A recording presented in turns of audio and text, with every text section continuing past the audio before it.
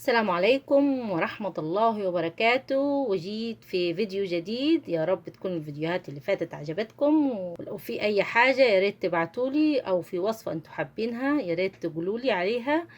وما تنسوش اللايك والشير والاشتراك في أكلة صعيدي. ابتدي اليوم طريقة جديدة، هي الفراخ في الكيس الحراري والرز المبخر. نقول المقادير: فرخة، اي حجم فرخة انت عايزاه.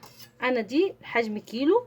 طبعا هنقعد نخرمها كده، نقطعها شوية عشان خاطر التتبيلة كلها تتشرب في فيها بره وجوه. تمام اهو كده، قطعناها خالص كده.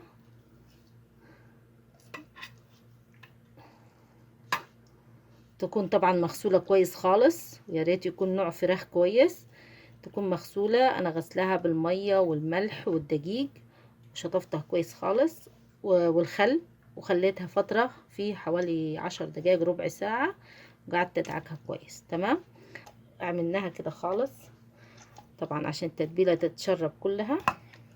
طماطماية متوسطة مفروم، نص فلفل اخضر، بصلة متوسطة مفرومة برضو، فنجان ليمون، كوباية زبادي، نص معلقة صغيرة جنزبيل فريش، لو ما فيش يبقى بودر، معلقة صغيرة توم فريش، لو ما فيش برضو ينفع بودر عادي. التوابل، ركزوا معايا في التوابل. بصوا بقى: فلفل اسود معلقة صغيرة مليانة، ربع معلقة جوز الطيب، معلقة كبيرة بابريكا، معلقة كبيرة كزبرة، معلقة صغيرة بهارات مشكلة، قرفة ربع معلقة صغيرة، ربع معلقة صغيرة حبهان، معلقة كبيرة بهارات دجاج، ملح على حسب الرغبة طبعا، وعلى حسب الذوق بتاعكم، يعني على حسب الطعم اللي انتوا عايزينه. هنحطها كلها مع بعض في صحن. هنجيب البصل اهو، ركزوا معايا. هنجيب الطماطم، ما ينفعش صلصة، هنبه. هنجيب الفلفل الاخضر،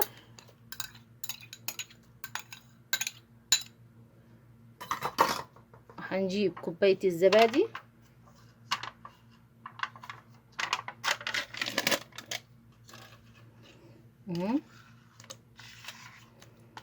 صدقوني الوصفة دي جميلة جدا جدا. انا عملتها بالرز المبخر، هوريكم كمان طريقة الرز المبخر بكل خطواته، طعمه تحفة. الجنزبيل والثوم،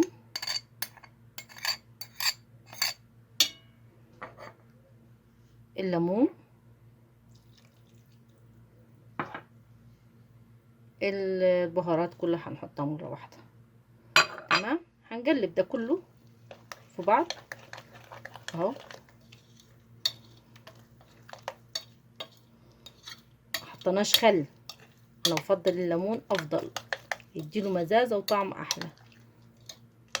ادي التتبيلة دي كلها كده ريحتها تحفة مع البهارات طبعا. وهنحط سنة زيت زيتون، يعني مش كتير خالص زيتون بس.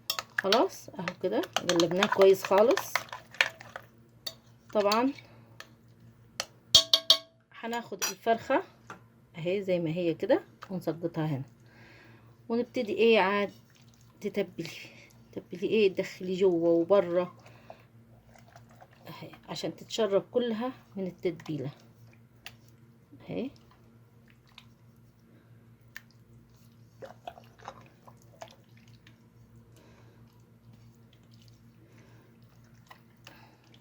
دي تتبيله الكيس الحراري، وعادي لو عايزاها من غير كيس حراري تحطيها في صينيه، مفيش مشاكل. انا هحط خضار معاها طبعا، اللي هو بصل الصغير خالص ده صحيح، وبطاطس وجزر هقطعه، هوريكم التتبيله بتاعتهم برضو. خلاص كده هسيبه لمدة ساعتين 3، وممكن لو عايزاها تعمليها من بالليل تبقى ليها طعم احلى. وهنغلفها ونسيبها في التلاجة. دلوقتي هنجيب الخضار اللي هنحطه مع مع الفرخة. اي نوع خضار انت بتحبيه، بطاطس، جزر، كوسة، بصل، بروكلي، اي نوع خضار تقطعيه زي كده مكعبات. انا جبت جزر اللي عندي موجود، يعني المتوفر عندك، جزر، بطاطس، بصل. تمام. جيبيهم كده. طبعا حنبهرهم بالتوابل عشان خاطر يديله نكهة حلوة، ونخليه برضو.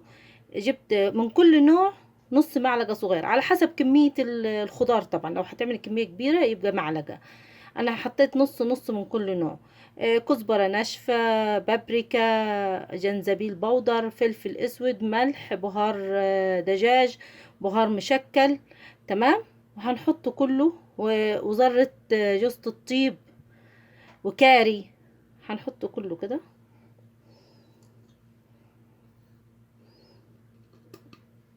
وايه، وتقلبيه بايدك كده اهو، بحيث كل التتبيله تتشرب فيها. بعد كده تسيبيها لغايه ما ايه، هنوريك ازاي تحطي الفراخ مع مع الخضار في الكيس بتاع الحراري، ونحطه في الفرن ان شاء الله. دلوقتي بعد ما خليناها فتره في التلاجة، هنشوف ايه هنعملها ازاي في الكيس الحراري اهي. كده خدت تتبيلتها كويس خالص كده. ولو عايزاها تبقى حارة حط، ممكن عايزاها تحط لها شطة، مفيش مشاكل. ادي الكيس الحراري كده اهو. هناخد الفرخة ونجيب صينية، وناخد الفرخة كاملة كده بيها. عايزة تخلي فيها التتبيلة مفيش مشاكل، خليها. مش عايزة تخلي، فضيها منها خالص اهي كده.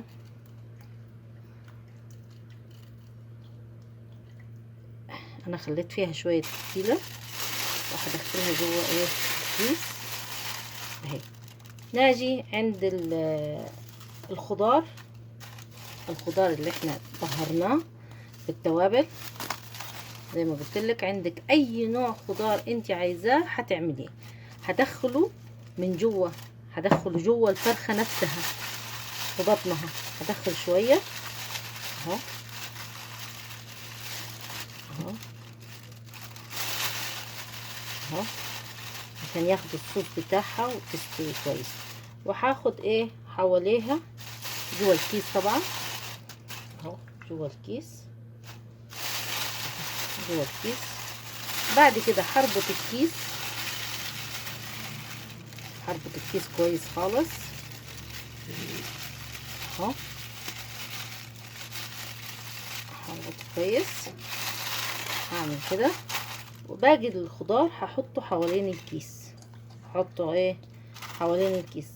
انا هفتح الكيس طبعا عشان ايه ياخد تهوية، وعشان خاطر ما يتقشرش مني لو استوت وعشان الصوص بتاعها ينزل على الخضار ده.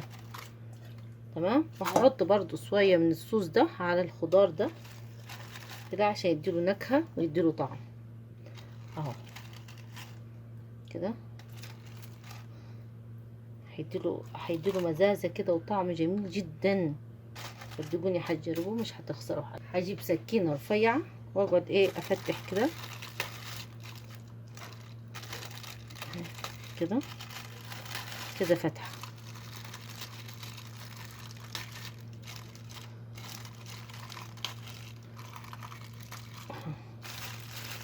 اهو كده اهو. تمام. نعمل فتحات كتير اهي. بعد كده هنحطه في الفرن لغاية ما تلاقيه استوى حوالين داير كله. يعني انت هتستوي الحتة دي مثلا، تروح تقلبيه على الناحية التانية هيستوي خلاص. واستنوني هنعمل الرز المبخر مع بعض. دلوقتي جينا لطريقة عمل ايه الرز المبخر. الرز المبخر سهل جدا، بس تتبعي الخطوات بالدقة. نص جزراية مبشورة، نص معلقة جنزبيل، نص معلقة توم فريش، لو مفيش بودار عادي مفيش مشاكل.